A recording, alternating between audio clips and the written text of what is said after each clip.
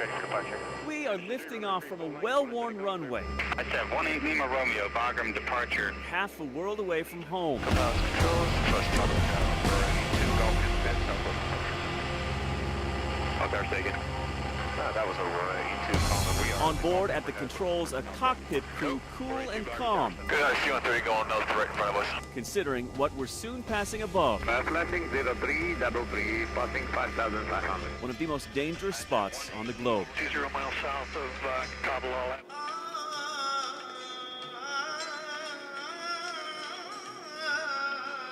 Down here below, in the shadow of the towering Hindu Kush Mountains, amid the mud huts and dusty villages, is the battleground of the longest war the U.S. has ever fought. So everyone just please fight first.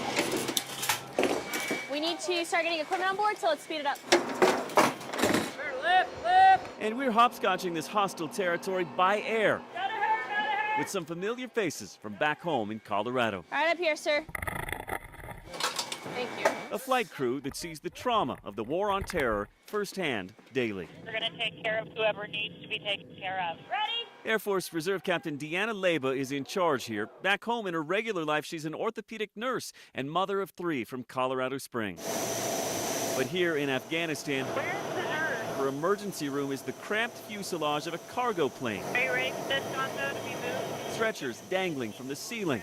It's an air ambulance flown into some of the most hazardous hotspots in the country. So do we have one litter and one ambulatory patient? The captain and these other reservists from Peterson Air Force Base in Colorado Springs are medics picking up the war wounded, victims of IED blasts and other battle injuries, and stabilizing and treating them en route to better equipped hospitals in Germany and back home in the U.S. We see double amputees, we see brain injuries, we see eye injuries, they're just really hurt. Senior Airman Aaron Smith is from Parker, a student at CU Denver studying nursing. No numbness, no tingling, no pain right now. What better classroom than this, treating this soldier who it turns out suffered an ankle injury. We pick him up in Jalalabad, a notorious danger zone that Osama bin Laden once called home.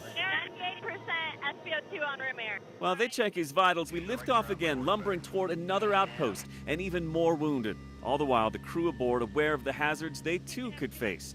These planes have been known to have close calls with rockets and bombs and gunfire themselves. At some stops, the danger is more severe than others, like at this one at a village called Shank in the mountainous area near the Pakistan border. There's intelligence that says Americans are in danger here, and that's why for this stop, they've assigned us and the crew these bulletproof vests. Armed guards protect the flight crew as they load up the most serious casualties yet, 2 soldiers from the Afghan army who suffered massive internal injuries in a rollover accident. Try to lift.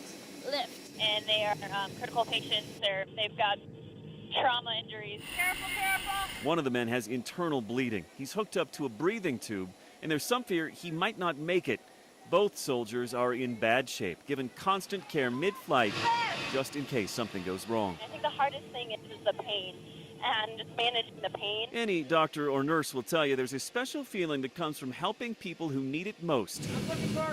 But for this Colorado crew, the feeling is amplified, considering who the majority of their patients are. It was very humbling to be taking care of our guys that have sacrificed everything for our country and our nation and people. And now I can give back to them, and I can make sure that they get home. And that's really important. And speaking of home, that is where First Lieutenant Ann Barnes can't wait to go. I have 3 kids at home, so I'm anxious to get back to them. It is constantly on the minds of this crew, though the mountain sunsets like this one outside Kabul often remind them of Colorado's Front Range.